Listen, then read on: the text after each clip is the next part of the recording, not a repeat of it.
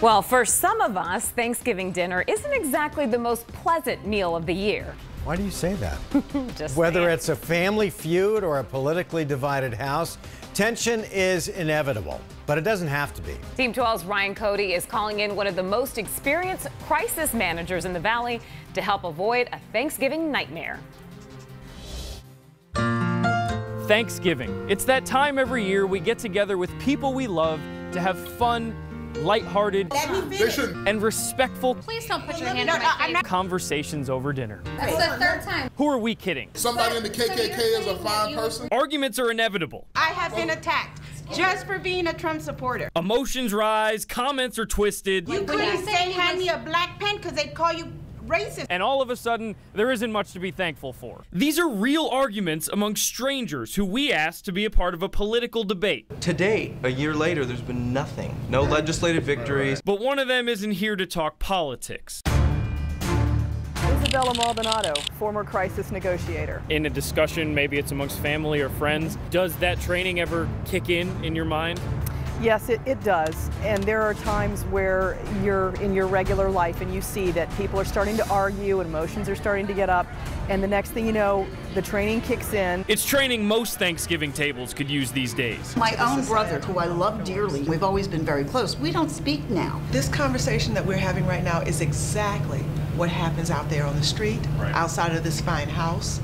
At other Thanksgiving dinners. And at other Thanksgiving dinners. The perfect time to introduce our guest. Going into a hostage negotiation, how do you prepare? You know, in all seriousness, because it's far more serious than an argument at the table. Yeah, sure.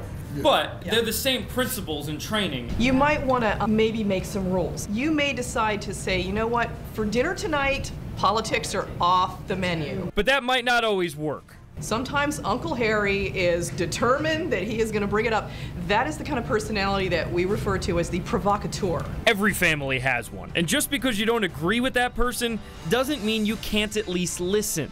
If I'm negotiating with someone who, let's say, they're in the middle of a bank robbery, they get caught, they've taken hostages in the bank, I'm not going to ever agree with them that what they did was good, but I need to hear what got them to where they are. The first key to diffusing the argument, active listening. Most people don't actively listen. What they're actively doing in their minds is waiting to interrupt. Sit strategically. Seat people in a way where you're not going to start off with people who are adversarial sitting right next to each other. And if things really heat up, avoid 2 words. You should never tell someone, calm down, because that's the first thing to do that will upset them even more. It is okay to jump in, but don't yell. Speak softly. It's kind of a psychological thing. When you come in at this level and someone else is here, we tend to mirror each other's behavior. And if all else fails, either leave or somehow change the subject. How about those D-backs? You know, anything you can think of. Keys to surviving Thanksgiving in a hostile environment. From a hostage negotiator. Glad we were able to break bread. Let's watch some football now, right? Where's the pot? Maybe the most important thing to realize before dinner is no matter what you say, you're not changing anybody's opinion. Crazy Uncle Larry is gonna think the way he thinks before and after dinner and for the next 5 years. So what are you even trying to accomplish by arguing in the first place? That's the part I never get. And you know what? This is why I always sit at the kids' table. Oh, you're like, I'm out of this. Sitting at the kids' table, Man, no fighting. I'm stressed. I have to clean the house, make dinner, and I have to hostage negotiate Well, now. so you're the host? Yeah. So you can set the ground I can rules. set the ground Yeah. rules. That's the big thing, is you true. set the ground rules from the beginning. You know, she likes doing that.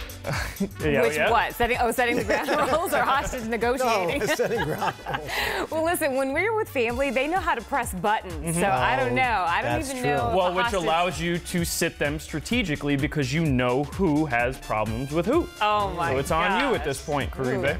Again, kids' table. I think I'm going with that.